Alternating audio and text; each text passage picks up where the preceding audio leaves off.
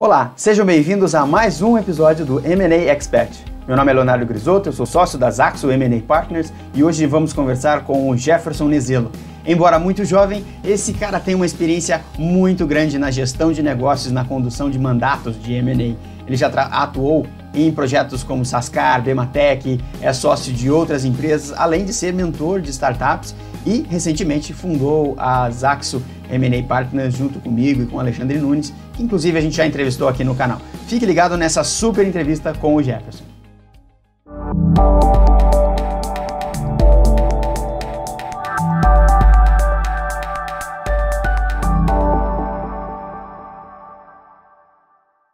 Muito bem, hoje então a gente vai conversar com o Jefferson Nezelo, sócio-diretor da Zaxo M&A Partners. Seja bem-vindo, Jeff. Muito obrigado, Léo. Um prazer enorme conversar com você e todo mundo do M&A Expert. Bacana. Conta pra gente quem é o Jeff em 30 segundos. Puxa vida, desafio de... Como diz, tem aquele quadro no Faustão, se não me engano, né? Se vira nos 30. Vou tentar aqui. Bom, meu nome é Jefferson Nezelo, como o Léo comentou, minha principal atividade hoje, eu sou sócio da Zaxo M&A Partners, junto com ele. Sou empresário executivo, com um pouco mais de 20 anos de experiência profissional, de vida executiva e empreendedora, um pouco menos, há um pouco mais de uma década empreendendo. Sempre gostei de liderar, de desenvolver gente, desses 20 e poucos anos trabalhando, tive 15 ou um pouco mais gerindo gente, sempre gostei de fazer isso, sempre gostei de trabalhar com liderança, sou apaixonada por esses temas, gosto de vinho, de esportes, sou pai do Henrique e da Giovana. Muito bom, excelente. E conta pra gente que tipo de transação, porte de empresa que você costuma atuar no mercado. Bom, Léo, agora com a fusão que nós fizemos, né, montamos a Zaxo, a perspectiva que a gente tem é poder atender o espectro integral das empresas brasileiras, passando desde as startups selecionadas, aquelas em que a gente realmente vê potencial de geração de valor relevante no curto e médio prazo, passando pelas pequenas médias, que é um segmento muito forte, de todas as três empresas que formaram as Zaxo M&A Partners sempre tiveram muita presença no que a gente chama de middle, né, middle market, mas também as grandes, especialmente por força da nossa presença na Pandea Global M&A, que é uma rede de firmas independentes de assessoria em transação, e isso nos permite acessar e receber oportunidades do mundo inteiro. Excelente. Você consegue pensar ou puxar algum caso histórico, né, que você já tenha atuado, em que um caso de sucesso, né, seu, que você já tenha atuado, trabalhado? Claro. É bom falar do que deu certo, né, Léo? Ruim é falar do que não deu tanto, não foi tão bem. Mas, obviamente, os aprendizados normalmente são muito maiores naquilo que não dá tão certo. Verdade. Mas eu citaria alguns. Acho que talvez o mais relevante que me vem à cabeça é o da Sascar, quando eu e meus sócios e alguns dos sócios, inclusive da Zaxo, fazemos parte da Dealmaker, e foi um projeto bastante relevante, porque houve uma multiplicação de valor muito grande num espaço de tempo bastante curto, num cenário de 5, 6 anos. A companhia multiplicou por 10 o seu valor nesse processo, até combinar com a venda para o Grupo Michelin em 2014. Houve uma mistura de ações orgânicas com reestruturação muito profunda do processo operacional e comercial, principalmente, e também aquisições. Foi uma mistura, eu diria, muito bem feita, das melhores ferramentas de gestão disponíveis, eu diria, para o empresário. E, claro, queria citar também os casos de equity próprio, né? Eu e meus sócios originários da Enterprise, da antiga Enterprise First, somos sócios de duas empresas de expressão, diria, que são bem reconhecidas no mercado, a J8 Imóveis e a Ocla Engenharia, e que foram oportunidades que a gente não planejou empreender, elas surgiram e a gente optou por agarrar, né? Como a gente costuma dizer brincando, esse é um cavalo que não tem rabo, depois ele passa, a gente nunca mais pega.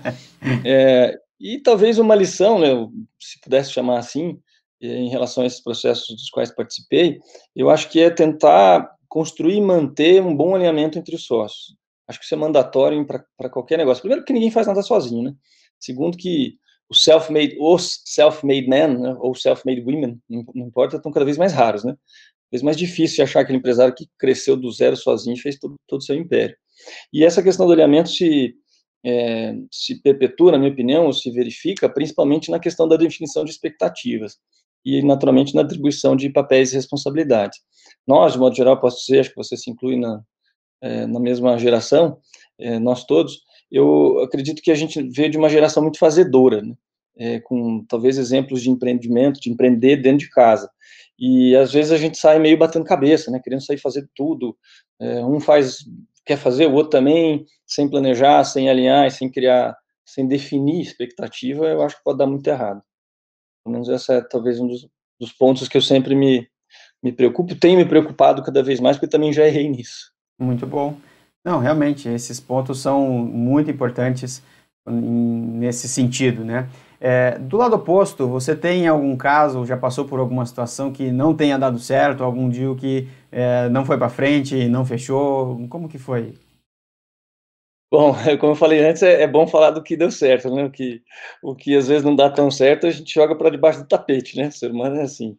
Mas eu acho que eu podia fazer um contraponto à própria pergunta anterior, Léo.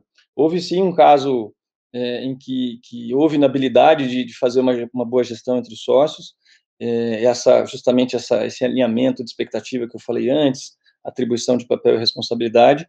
Isso culminou em duas situações muito ruins. A primeira, em problemas societários, naturalmente, uma sociedade que não se entende fica mal resolvida e uma hora tem de acabar. E por último, que é o que mais importa para qualquer negócio, na minha opinião, né? Quer dizer, o que mais se importa é para que não aconteça, né? Houve destruição de valor. E acho que isso tem tudo a ver, óbvio, infelizmente não posso citar nomes aqui para não ficar chato, mas houve uma expectativa muito boa para uma realização muito ruim, justamente por conta desse desalinhamento. Entendi, interessante, muito bom esse ponto de vista. Bom, agora Obrigado. vamos falar de futuro no segundo bloco.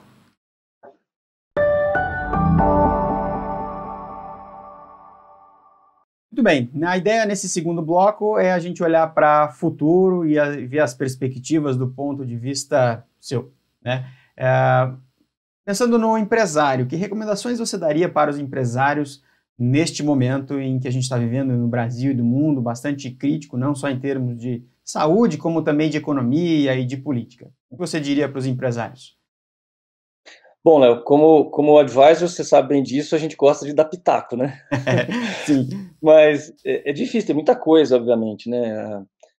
Tanta coisa mudou e tantas iniciativas foram e voltaram depois que todo esse modelo de isolamento, de prevenção começou, que é difícil até selecionar algumas, mas vou tentar falar daquilo que eu acho que é o mais importante.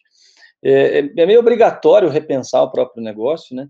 Tem muita palavra da moda, novo normal, se reinventar. Enfim, às vezes sou meio contra um pouquinho esse modismo, mas eu particularmente tenho gostado muito de uma palavra que é o verbo desconstruir. Por quê? Porque acho que ele é muito profundo. Por mais que o negócio esteja indo bem, nesse momento empreender não tem garantia de nada, né? Por óbvio. Empreender não é uma atividade estável por natureza.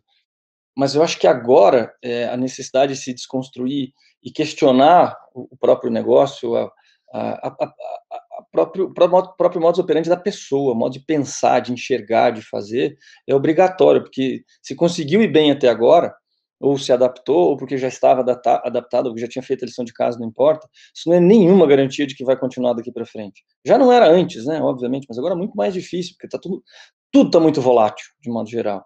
Então, eu acho que o ponto os empresários têm que se questionar como estão fazendo as coisas, obviamente tem que cuidar dos números, fazer um planejamento.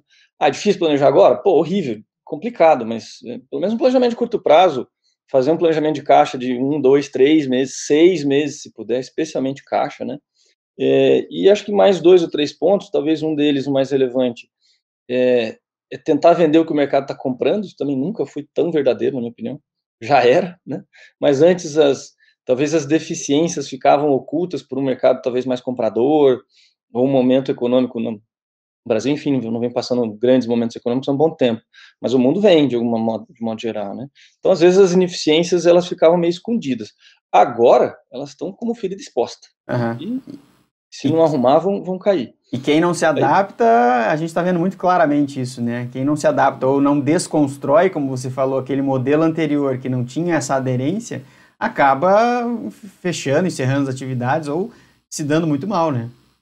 E muito rápido, muito rápido, porque para de vender, 1, 2, 3 semanas, um mês, nenhuma empresa tem tanto caixa assim disponível para ficar o resto da vida sem vender, óbvio. Algumas têm mais, outras têm menos, mas a média geral, inclusive, você tem uma pesquisa, acho que foi de um banco americano, não me lembro qual agora, que a média de caixa disponível das empresas era de 30 a 45 dias. Então, é muito tênue a linha entre poder sobreviver e morrer hoje em dia. E só para terminar essa questão, eu queria falar, Léo, rapidamente, são outras duas questões que eu gostaria de dizer para o empresário, que a primeira tem que estar perto do cliente, porque senão você não sabe o que ele está necessitando e você não vai conseguir vender o que ele quer comprar, e também profundamente ficar perto das pessoas, né? Quando fala as pessoas, fornecedor, mas principalmente colaborador, o teu próprio time. Esse é um momento muito difícil de todo mundo passar, tem excesso de demanda, tem uma pressão absurda, uma angústia muitas vezes das pessoas, às vezes socadas em casa, fechadas, sem respirar direito. É um momento propício de criar, infelizmente, né, depressão, somatização de problemas, uma infinidade de doenças psicológicas. Então, estar perto das pessoas é fundamental para sentir-se, como eu falo brincando assim, sentir literalmente o pulso. Sabe aquela história brincando de quando a gente tem o primeiro filho, ficar botando o dedo no nariz assim para saber se está respirando? É mais ou menos isso que eu acho que tem que fazer com os times também. Bacana. Olhando um pouco para futuro, né, que perspectivas que você vê para o mercado de fusões e aquisições, ou esses movimentos entre empresas, por que os empresários deveriam estar olhando esse tipo de movimento daqui para frente? Bom, Léo, eu acho que tem, particularmente, e não foi à toa, né, a fusão que nós fizemos e a construção das Axo M&A Partners, mas é porque eu realmente acredito que tem um pipeline absurdo de oportunidades, por uma infinidade de fatores. Vou tentar citar alguns deles.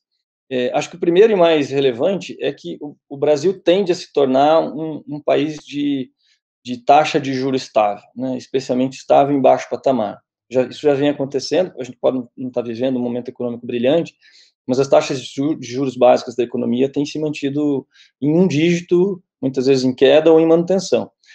Isso vai forçar, de alguma maneira, já tem forçado, a migração do dinheiro para a economia real, né, para os negócios de capital de maior risco. Obviamente tem a Bolsa, mas a Bolsa brasileira não é um grande exemplo no mundo inteiro, não que seja ruim, mas o brasileiro não tem o hábito, apesar de ter crescido o volume de pessoas físicas investindo na B3, não é um hábito brasileiro de colocar dinheiro em capital de risco. Mas as grandes fortunas os grandes investimentos, os family offices, os investidores de maior peso, vão acabar transmitindo dinheiro para a economia real, isso vai fluir para as empresas, já está começando a fluir. Outro ponto, diria dois até, o Brasil é extremamente pulverizado, a gente vive um país continental. Então, às vezes você chega numa região, por mais que seja um setor consolidado, que tem lá 3, 4 grandes players nacionais que às vezes dominam, mas às vezes você entra numa região e não é a verdade aquilo, às vezes aquele player nacional nem está lá dentro. Não é à toa que no Maranhão existiu o Guaraná Jesus. A Coca levou, se não me engano, décadas para conseguir entrar lá e fazer, acho que até comprou, se não me engano. Então, esse é o tipo da realidade que às vezes a gente esquece que existe no Brasil. Você vai para o oeste do Paraná, descobre uma empresa lá que é líder no segmento e manda na região. Isso é muito comum, né? Então, isso é um fator natural, na minha opinião, também, para permitir mais transação. E o último, a gente também está num momento de empreendedorismo muito forte, né? Cada dia surgem startups, novos negócios, o capital nascente, queira ou não, está cada vez mais forte no país, tem cada vez mais exemplos de oportunidades de empresas, né, de novos negócios sendo investidos por capital de risco e capital semente. E o último, acho que já falei demais nesse ponto, mas também não podemos esquecer, tenho lido notícias de que há até uma espécie de fila de espera de IPOs, de ofertas públicas iniciais, na B3, esperando o melhor momento para rodar. Então, é uma combinação, na minha opinião, muito positiva, e acho que se a gente estiver bem posicionado, é o que a gente está tentando fazer, nós vamos fazer muito negócio, vai ter muita transação, e o mercado vai divulgar muito negócio de M&A daqui para frente, na minha opinião. Show de bola. São pontos fortíssimos, realmente, que dão um direcionamento, aí, uma perspectiva muito forte para os próximos anos. Já pegando esse gancho, que setores que você acha que vão se beneficiar, vão sair fortalecidos dessas crises que a gente está vivendo? Puxa vida, Léo, se a gente fosse de um veículo de investimento, a gente estava dando guidance aqui, hein? Mas, brincadeiras à parte, eu tento olhar um pouco para para aqueles setores cuja adaptação para essa nova realidade ainda não aconteceu integralmente, ou porque existem muitos déficits. Vou dar alguns exemplos aqui, na minha opinião. O de saúde por obrigação, porque por vários aspectos, né? A gente está ficando mais velho, o acesso à saúde ainda é extremamente deficitário. Então, e o sistema atual não é só o público, não, né? O privado. O sistema privado virou um SUS quase. Filas e mais filas, atendimento ruim. E isso é prato cheio para disrupção. Na minha opinião, vai surgir muito mais coisa, vai crescer muito mais oportunidades em saúde. Outro segmento que eu acredito muito que vai ter esse crescimento, esse boom também é a educação, e eu diria aqui por obrigação. Se o país não olhar para a educação, a gente vai ficar cada vez mais para trás, e vai perder ou não vai conseguir reforçar esse papel de protagonismo. Acho que a gente, obviamente, está muito atrás, mas, do outro lado, você olha muitas iniciativas privadas, que se depender só da iniciativa pública, a gente está ferrado, transformando a educação, trazendo um olhar de resultado melhor, de cuidado, de entrega, de boa gestão, e acho que tem muita oportunidade na educação para acontecer. Outro setor que eu acredito muito, até por força de participar dele um bocado, é a área imobiliária, por um motivo muito simples: tem um déficit habitacional absurdo, enorme no país inteiro, com milhões e milhões de moradias faltando para Deus e o mundo. E por último, tecnologia de modo geral, né, Léo? Porque hoje em dia tudo é conectado e a gente depende dela para tudo. Então, se alguém sabe fazer bem feito tecnologia, de alguma maneira vai vender alguma coisa para alguém. Eu penso. Muito bom. E do lado oposto, que setores que você acha que vão declinar, vão perder força daqui em diante? Rapaz, difícil fazer esse exercício de oráculo, hein, Léo? São só tendências, né? Como a gente trabalha no dia a dia, a gente vê assim, putz, esse negócio está indo bem, esse setor está indo mal, né? Difícil se adaptar, nesse sentido. Até esses dias eu estava assistindo, Léo, me peguei assistindo Matrix Revolution, se não me engano, acho que é o último da série, com essa dicotomia entre o novo e o velho, né? Para onde vai, para onde fica, quem sobrevive, quem morre. Mas, enfim, eu acho muito difícil dizer exatamente o que pode ou não acontecer e quem vai se dar bem ou se dar mal. Eu vou tentar traçar alguns paralelos sobre o que aconteceu do passado e o que eu vejo que talvez possa vir a acontecer no futuro. Um exemplo muito claro é dos jornais. Todo mundo falava que os jornais iam acabar, e realmente o jornal impresso acabou, mas os portais de notícias estão aí cada vez mais fortes e presentes no dia a dia das pessoas. Se falava muito sobre cinemas, e se você olhar principalmente para os interiores, para as regiões interioranas, o crescimento dos segmentos de cinema é enorme, de exibição de filmes. Óbvio, agora, por conta da pandemia, não é tão verdadeiro, mas isso estava funcionando bastante. Na minha opinião pessoal, Léo, por mais paradoxal e confuso que possa parecer o que eu vou dizer, mas eu acho que o transporte e a mobilidade, cara, vão ser dois dos setores mais afetados, principalmente o transporte de gente, né? Não estou falando transporte de mercadoria, transporte de produtos. Uhum. Porque, de um jeito ou de outro, por força dessa situação que a gente vive, todo mundo aprendeu que, dependendo da função, dá para trabalhar uma boa parte do tempo de casa. E a gente já vem numa discussão de melhorar a mobilidade, diminuir a necessidade de comutação, que se diz, né, no termo que usa do inglês, inclusive, para ir para o lugar trabalhar e voltar. Eu acho que isso vai acontecer cada vez mais. Diminuir a gente ainda não tá pegada de carbono, né? Claro, diminuição da poluição, né, da emissão de gases, enfim, de efeito estufa, etc. Então, eu acho, Léo, que tudo aquilo que tem pouca agregação de valor, lá na ponta, né, como se diz no inglês, at the point of delivery, no lugar em que é consumido o produto ou serviço, e é feito de maneira manual, vai acabar sendo substituído. Um exemplo que me deixa doido, cara, não tenho nada contra e acho que é um trabalho muito nobre que as pessoas fazem, mas não agrega valor. Que é, por exemplo, a cobrança de pedágio. Cara, toda vez que eu passo num pedágio, normalmente eu uso o Sem Parar lá, o Connect Car, na verdade, mas toda vez que eu paro e vejo as pessoas parando para receber e pagar dinheiro, para mim não faz nenhum sentido aquilo, cara. Essas pessoas podiam estar fazendo coisas muito mais relevantes ou agregando muito mais valor pelo conhecimento que possuem, e têm conhecimento, sem dúvida, mas estão ali fazendo uma função absolutamente operacional. Claro que infraestrutura, sistemas de conexão, etc., no Brasil ainda não são adequados totalmente para permitir que se direcione o trabalho dessas pessoas para algo mais nobre. Mas com automação maior de estradas, de veículos, etc., vai chegar um momento que esse tipo de cobrança vai ser só automática, como já é em vários países do mundo, né? De alguma forma, né? O brasileiro também é danado, muitas vezes vai fazer a cobrança, o documento do veículo está tão velho, o cara já vendeu 20 vezes, e ninguém vai ser cobrado daquele troço se não pagar, né? Mas é o tipo da coisa que eu acho que vai acabar tendo uma natural substituição. Tudo que lá no last mile, no fim da linha, tem uma agregação de valor pequena, é feito de maneira automática, manual, perdão, acho que isso tende a ser automatizado por algum sistema, por alguma tecnologia, inteligência artificial, não importa, mas acho que não vai ser feito por humano. Muito bom. É o que eu acredito. Não, interessante esse ponto de vista e concordo com vários pontos que você citou aí. Bom, obrigado. Vamos pro terceiro bloco, a gente vai pedir algumas dicas suas aí. Legal.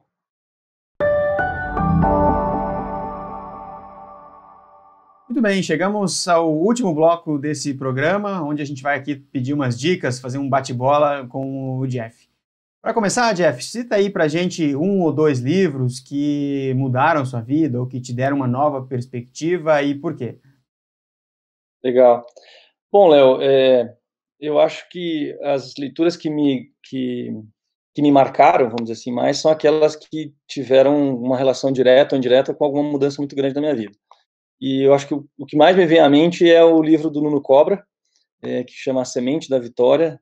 Para quem eventualmente não o conheça, ele foi preparador físico de uma infinidade de atletas e pessoas, entre eles o falecido Ayrton Senna. E, para mim, esse livro é uma referência porque ele mudou meu modo de pensar a qualidade de vida e o cuidado com a saúde. Isso já há 20 anos. Eu era bem jovem, mas tinha sobrepeso, não cuidava muito bem da alimentação, do sono, e aquela leitura me fez realmente ser outra pessoa de lá para cá. Sempre tenho que melhorar, obviamente, né, mas eu penso que consegui criar pelo menos uma base de cuidado de saúde que, não tenho dúvida, surgiu a partir da leitura desse livro. Outra sequência de livros, na verdade, que eu gosto muito, e isso tem a ver com o desenvolvimento de gente, na minha opinião, e com liderança, é a famosa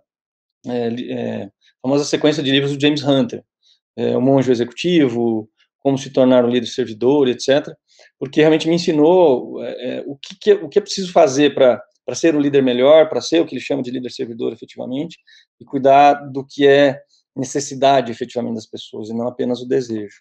Então, podia fazer outras sugestões, como os livros do Philip Kotler, que é um papa do marketing, etc., mas acho que essas duas aí, James Hunter e Nuno Cobra, foram 2 dos que mais me impactaram na vida. Excelente, Nuno Cobra realmente um marco, né? Também gosto muito do livro dele, inclusive participei de algumas palestras e ele é fantástico, assim, né? Sério? Você teve a oportunidade de assistir ele? Sim, aqui que legal. Aqui em Curitiba, num evento, e realmente ele é muito diferenciado na forma de tratar aí o corpo, a saúde, a mente, né? Muito bom. Muito boa a indicação sua. Obrigado. Tem mais um, cara, se me permite. Lembrei agora do Bernardinho, cara. Como transformar suor em ouro. Esse é outro livro que mexeu comigo pra caramba, cara. Ele é um líder fantástico, na minha opinião. Show de bola. Eu vou colocar os links aqui embaixo para o pessoal poder consultar e comprar o livro depois, se quiser. Compartilha com a gente 1 a 3 mentores que você tem ou que você imagina ter, né? Muitas vezes a gente tem algum mentor que não está no nosso dia a dia, né? Mas mesmo assim a gente recebe aquela influência ou dicas aí. Quem seriam esses mentores na sua carreira? Ou quem são? Puxa, Léo, tento me inspirar em muita gente que fez, pelo menos no meu modo de ver, fez coisas que eu gostaria de fazer. Ou estão fazendo coisas que um dia eu gostaria de fazer, ou ter a mesma capacidade de construir o que eles construíram. Então, obviamente, é muito difícil, perdão, não olhar para alguém, seja do mercado empresarial, da vida executiva ou do mercado financeiro, que é mais ou menos o que a gente faz. Então, acho que primeiro, obviamente, é o Jorge Paulo Lemann. Ele diria que ele não inventou porque já existia, perdão, mas mudou profundamente a constituição do mercado de capitais brasileiro e trouxe a realidade das empresas para o mercado de capitais.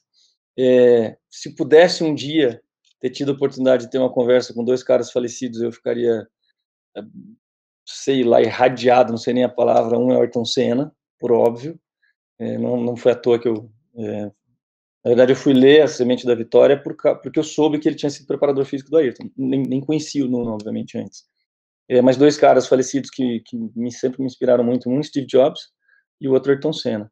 E olhando para o mercado brasileiro, tanto empresarial quanto financeiro, tem 2 nomes muito fortes também. Um é Antônio Hermílio de Moraes, do Grupo Votorantim, acho que é um exemplo de vida empreendedora, de dedicação, de construção de valor. E o outro é o Armínio Fraga, um cara que transita muito bem, de certo modo, na vida pública, influenciando ou participando, eventualmente, até de governos, mas com uma base financeira muito profunda e muito sólida nos negócios que ele fez. São alguns dos nomes. Teria muito mais, obviamente, mas são os que vejo que faz sentido citar agora. Sim, não, show. Muito, muito boa essas dicas, esses mentores aí que você escolheu. E para a gente finalizar, fechar aqui a nossa entrevista de hoje, tem alguma característica, alguma virtude que você enxerga essencial nas empresas de sucesso ou nos profissionais de sucesso? Que características são essas que você enxerga? Puxa vida, o ser humano tem tanta coisa boa, né, Léo? Difícil achar... Primeiro que não existe achar uma coisa só, e primeiro porque não existe fórmula mágica, né? E segundo que cada um tem o próprio caminho, né? Então, provavelmente o que eu vou falar aqui é um pouco do que talvez eu viva ou veja as pessoas viverem e fazerem dar certo. Mas tentando resumir, eu colocaria 2 ou 3 pontos aí, ou 2, 3 características que eu acho que são fundamentais. Primeiro é a resiliência, que a gente vive no mundo louco, tomando porrada de tudo que é lado, e quanto mais porrada a gente aguentar, teoricamente, mais resistente a gente pode ser. Perfeito. O segundo é foco, que também num mundo hiperconectado, num momento de infinitas possibilidades e oportunidades, a gente às vezes quer fazer tudo e não faz nada. Esse é um desafio para todos nós, para nós advisors, inclusive, né, tentar saber aonde escolher melhor o tempo que vai ser dedicado. E acho que disciplina, né, cara? Acho que sem disciplina, honestamente, nada de grandioso acontece. Pode ter uma boa iniciativa, mas se não tiver uma boa acabativa, não vai chegar nunca no resultado final, na minha opinião, tão relevante. Obviamente, é muito difícil ter isso tudo ao mesmo tempo, resiliência, foco, disciplina, mas se tiver um pouco de cada nos momentos adequados e tentar dosar, acho que a coisa fica boa e os resultados tendem a aparecer. É o que eu acredito. Muito bom, excelente. Bom, foi uma entrevista fantástica, Jeff. Muito obrigado por compartilhar a sua experiência, por estar aqui conosco, trocando uma ideia, compartilhando aí todas as suas vivências, cases. Muito obrigado pela sua participação. Imagina, Léo, para mim é um prazer enorme, foi muito bacana, muito divertido, uma honra poder participar e ser entrevistado pelo M&A Expert. Parabéns pelo seu trabalho, inclusive. Muito bacana. Valeu, forte abraço, até mais. Obrigado, tchau, tchau. E aí, gostou da entrevista? Muito boa, né? Espero que tenha gostado. Se gostou, compartilhe, curta, siga as nossas redes sociais, o nosso canal aqui no YouTube e o podcast também, em qualquer uma das plataformas. Um forte abraço e até a próxima semana.